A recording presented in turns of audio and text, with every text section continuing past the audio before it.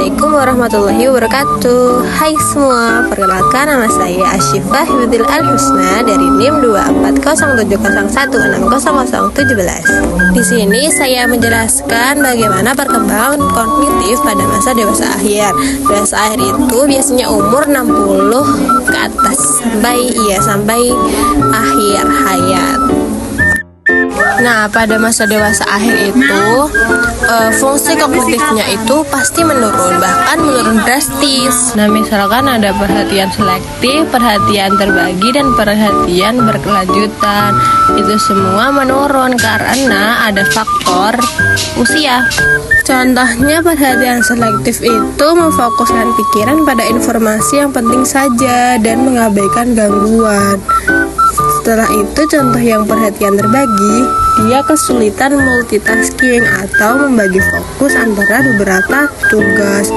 Dan yang terakhir ada perhatian yang berkelanjutan, yaitu dia selalu menjaga fokus untuk waktu lama menjadi lebih menantang.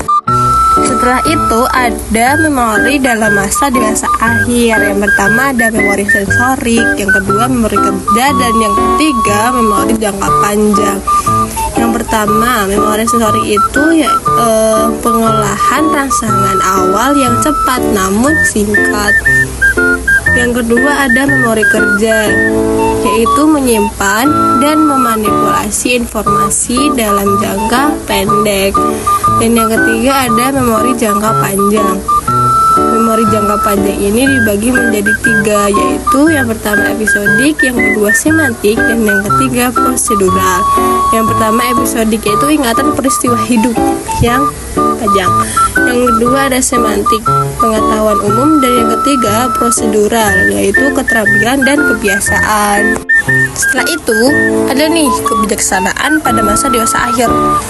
Kebijaksanaan sendiri definisinya yaitu gabungan pengetahuan, pengalaman, dan wawasan mendalam.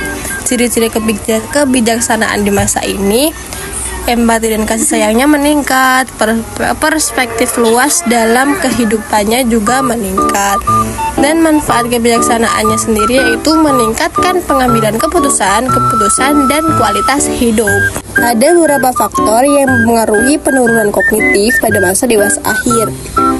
Yang pertama yaitu genetika, kecenderungan bawaan terhadap gangguan kognitif. Yang kedua ada gaya hidup, contohnya ada diet sehat, olahraga teratur, aktivitas dan sosial aktif. Yang ketiga ada kondisi kesehatan, kayak penyakit jantung, diabetes, dan demensia berperan besar. Yang terakhir ada lingkungan, yaitu polusi dan racun-racun yang berdampak negatif pada fungsi otak. Ada juga strategi untuk menjaga fungsi kognitif. Ada 4. Yang pertama, latihan kognitif, misalnya permainan otak, teka-teki, dan aplikasi-aplikasi pengasah memori. Yang kedua, aktivitas fisik, yaitu olahraga untuk kesehatan otak dan tubuh.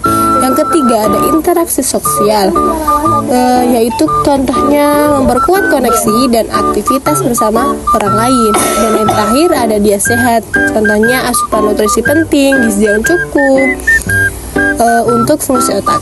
Cukup seperti itu saja dari saya. Terima kasih banyak sudah menonton.